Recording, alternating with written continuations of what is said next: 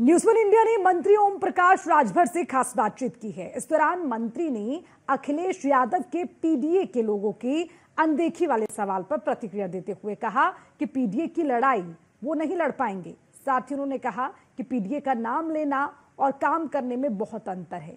इसके अलावा मंत्री ओम प्रकाश राजभर ने क्या कुछ कहा, सुनिए। हमारे साथ बातचीत करने के लिए उत्तर प्रदेश सरकार में मंत्री ओम प्रकाश राजभर जी हैं। अखिलेश यादव कह रहे हैं कि पीडीए की अनदेखी हो रही है थानों में और प्रशासनिक अधिकारियों में, क्या कहेंगे आप? जब उनकी सरकार थी तो पीडीए में खाली यादव आता है? पीडीए में जो भी पिछड़े समाज में जातियां आती हैं वो सब आती हैं। 3 सितंबर 2013 को हाई कोर्ट ने कहा कि 27% आरक्षण का लाभ कुछ जातियां उठा रही हैं, इसको बांट करके सभी जातियों को दिया जाए। तब तो पीडीए नहीं समझ में आया।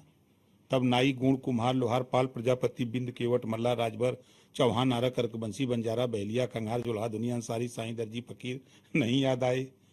तब तो खाली याद आ रहे थे। पीडीए का नाम लेना और काम करना बहुत अंतर है। अब स्थिति जो वो बोल रहे हैं, देखिए लड़ाई क्या लड़ेंगे। अब अखिलेश जी के परिवार में जहां भी करनी सेना आधा तो उनके घर में घुस गई, कैसे लड़ेंगे बेचारे? पीडीए की लड़ाई कैसे लड़ेंगे आप बताइए? नहीं लड़ पाएंगे। राहुल गांधी विदेश जब भी जाते हैं चर्चाओं में आ जाते हैं। एक बार फिर से उन्होंने चुनाव आयोग पर सवाल उठाए हैं। आपको क्या लगता है कि विदेशी धरती पर इस तरीके से सवाल उठाना या इस तरीके से बात करना उचित है, जायज है?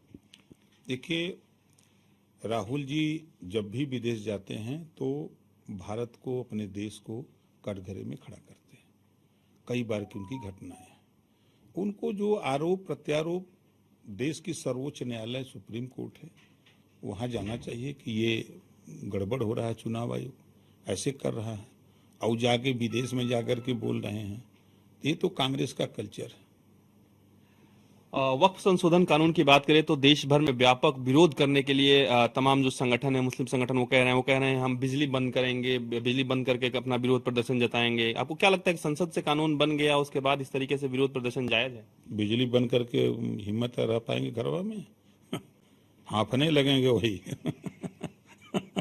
समझ रहे हैं ना? ये वो लोग हैं जो वक्फ बोर्ड की संपत्ति, वक्फ मतलब की संपत्ति अल्लाह की संपत्ति, अल्लाह की संपत्ति को बेच करके अवैध संपत्ति इकट्ठा करने वाले लोग, जो मजबूत अमीर या मजबूत मुसलमान है, वही लोग जो है गरीब मुसलमानों को लाके सड़क पर धरना करा रहे हैं। यही बम्बई है, यही दिल्ली है ना, यही कौन बाग था, शाहीन बाग। कितना देश में चर्चा में था कि जब सीए आया हुआ एनआरसी, तो यही राहुल गांधी और तमाम नेता बोल रहे थे, कांग्रेस के और आम आदमी पार्टी और सपा बसपा के नेता बोल रहे थे ना कि ये मुसलमानों की नागरिकता छीनने का कानून है। खूब विरोध हुआ, लेकिन सरकार ने लागू किया। सरकार की मंशा थी कि हम इनको नागरिकता देंगे, जो भारत में रह रहे हैं वो नागरिकता ले लें।